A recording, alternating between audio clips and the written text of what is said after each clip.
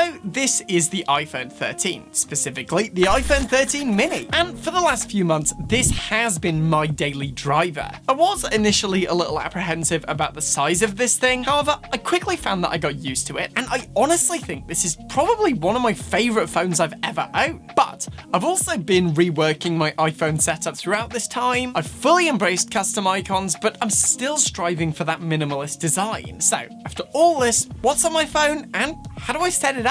Well, first of all, let's talk custom icons and my wallpaper. This wallpaper I actually took when I was coming back from holiday in Portugal back in 2019. The light was just magical. It totally hit the wall right, and so I actually pulled out my phone of all things and just snapped a quick picture. This wallpaper and many more are now also available as member exclusive wallpapers on this channel. That's right, I finally bought these back. If you want to get awesome custom wallpapers along with your name at the end of videos and just helping to support the channel in general, then feel free to sign up. In terms of apps, first of all, we have stock apps, which I'm sure, as some of you will know, I like to make good use of, because that way I can keep less stuff on my phone. The icons I found through one of those customization apps, but it was actually pretty bad at setting them up, so I just manually set them up, and now with iOS 15.4, I can finally use them in a practical way. The color scheme is also pretty intentional. I found that plain black and white icons are less distracting, and as someone who does struggle with phone usage, this is pretty great at helping me be less distracted while looking at my phone, while also helping it look amazing. The ones I like to use are FaceTime, which is pretty self-explanatory, the camera app, which I like just enough to use over third-party apps like Halide, as I mostly use my iPhone as a point-and-shoot replacement. Notes, which I actually used to plan all of these videos as it syncs nicely across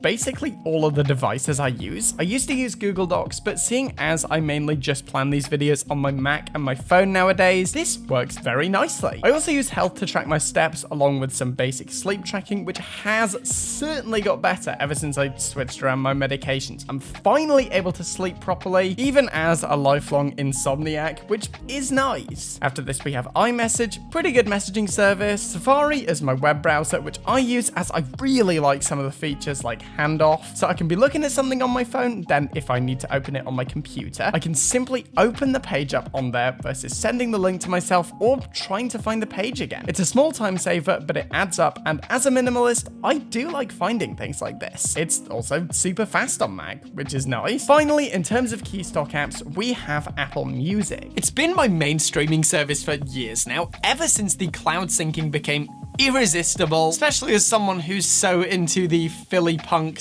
/ Midwest emo scene. Now I can listen to movies like Juno whenever I want. Dad! I know! Those are sort of the same questions, but... Okay, enough of that. What about third-party apps? Well, to be honest, I am pretty intentional about what I keep on my phone. And if you're the same, then hopefully you'll find something cool here. First off, we have Telegram. A lot of my friends are on Android, so this is just the chat we settled on. It's encrypted, and it's all server-side, so it's very fast, and it's widely compatible. So this is just what we stuck with. Next up is Twitter, which is my most used social media platform. I really like Twitter. It's great for finding out what's new in the world of tech, along with just wasting a couple of hours when there's nothing better to do, or when there is something better to do. So while this is a pretty distracting app, I do keep it on my phone because I think the pros definitely outweigh the cons for me. Next up is YouTube. I keep this on here for obvious reasons, but I actually really like YouTube. It's one of my favorite places to get entertainment. In fact, it's the only entertainment app that I actually keep on my phone. There's so many great, talented creators on here that I just really enjoy sitting down, grabbing a cup of coffee, and just checking on some videos. Recently, I've really been enjoying those hardcore Nuzlocke videos. Let me know if there are any Pokemon fans watching this video, along with some videos from my tech peers like Byte Review or Canoopsy. And while this certainly isn't as distracting as Twitter, I do still have to be careful with this app that I don't just get sucked in and waste several hours doing absolutely nothing when I should be. That's something I want to touch on quickly. While you can strive for a nice digital minimalist distraction-free phone environment, I always think it's important to unwind. And honestly, I kind of think I forgot about that for a while. It's always important to take breaks. After this, we have Instagram, which I only actually occasionally use. To be honest, I don't really find this app all that distracting, but it's still nice to have it on here just so I can look at some cool photos. Also, fun fact, Instagram just always seems to hit the nail on the head when it comes to advertising to me. Next up, we have Gmail, which is one of my 2 email clients. This is basically just what I started out with, and so while it may not be the best, in fact, for most of my personal stuff, I actually use Proton Mail. Gmail is still a pretty good mail client, so I like to keep it on here, as I found that this is where I respond to a fair amount of my emails. Next up, you guessed it, we have Proton Mail. Proton Mail was actually designed at CERN, and as someone who studied computer science, I like things like that. It's encrypted, I like the interface, and as I said, this is where most of my personal mail goes. Next up, we have my main planning app, which is Todoist. I actually find that I work best when I have a semi-structured to-do list of just stuff I need to get done, and Todoist helps me organize this in a way that I think is the most efficient way possible. This also syncs with my computer. You might be noticing a little bit of a theme here, and so while it's not the most complex, complicated system in the world, I actually find that this works great for me.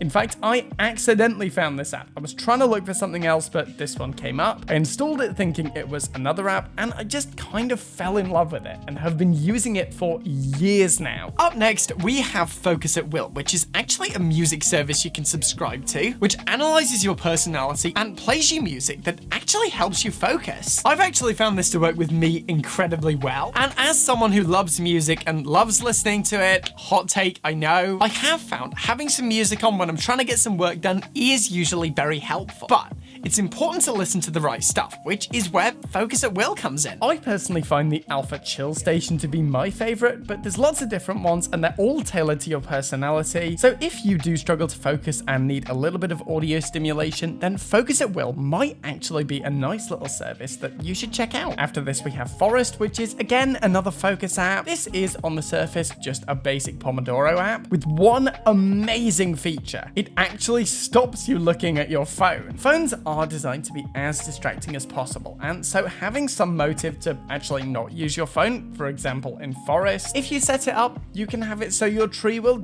die if you go off track. It also does have just a less intensive Pomodoro method mode, so you can just sit down, get some chill work done, and overall I found that this just works fantastically well as a pretty great focus app. After this, we have Reddit, again pretty self-explanatory. Parcel, which I've talked about several times on this channel at this point, but this is a fantastic all-in-one parcel tracking app. I personally order a lot of stuff from the internet, and so instead of having several different tabs open or a load of different tracking apps installed on my phone, I can have one app that covers everything. You paste your links in from basically anywhere, and this one app will give you the same updates that you would have if you had 5 tracking apps. Yeah, highly recommend that one. Following on, we have Breathwork, and I actually gave this app a try a while ago because I found I like meditation, but I generally preferred a more involved meditation, and so Breathwork gave me just that. It's got a great free mode, so if you're interested in trying out a Breathwork style of meditation, this is a fantastic app to try that. And finally, we have my Apple Arcade folder. As I've said in the past, I'm not particularly keen on mobile games, but all of that changed when I first tried out Apple Arcade. I recently did a full video on this service. You can check that out up there. But the short of it is there are some seriously great games on this service. They're free from microtransactions or ads, and while some of them do feel pretty limited on the phone as they very much benefit from controllers, who wants to crack the controller out on the bus? Not me. I do still like to keep a couple of games on my phone, just in case I'm stuck in the middle of nowhere with no signal and need to pass some time. After that, well, that's pretty much it. As I've said, I've taken more of an effort to keep more recreational stuff on my phone recently. As I said, I always do like productivity. In the past, it was just productivity, but it's always important to have a break. I've also learned to try to make my phone more aesthetically pleasing while still trying to make it less distracting. Hence the black and white color theme. And this setup has been working especially well since iOS 15.4. Digital minimalism has helped me make my digital life more centralized. There's much less friction whenever I want to get to work or just find something in general. And honestly, I think this is the best phone setup I've ever had. All right, guys, so that's it for today. I hope you've enjoyed this one. Let me know, by the way, what's something that you keep on your phone? Feel free to let me know in the comments. I always enjoy reading those. As for now, though, as always, thank you for watching. Remember to like the video if you want to see more content like this, then smash that subscribe button. I'm done for now, and I will see you guys in the next one.